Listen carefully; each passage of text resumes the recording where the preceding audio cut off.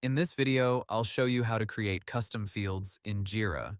First, open Jira and log in to your Atlassian account.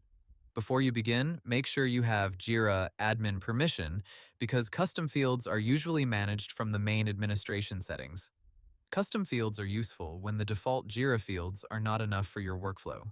For example, you might create fields for customer name, approval status, business impact, department, estimated budget, release category, or anything else your team needs to track. To get started, click the Settings icon, then choose Issues. In the Issue Settings menu, look for Custom Fields. This is where Jira stores all custom fields available across your site. Now click Create Custom Field. Jira will show different field types. Choose the type that matches the data you want to collect.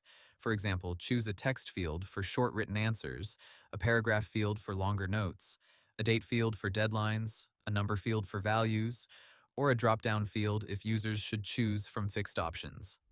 After selecting the field type, click Next. Now enter the field name and description. Use a clear name so your team understands what the field is for. For example, instead of using a vague name like Info, use something specific like Customer Region or Business Priority. Next, choose the screens where this field should appear. Screens control where fields show up when users create, edit, or view issues. Select the relevant project screens, then save the field. After creating it, open a test issue and check whether the custom field appears correctly.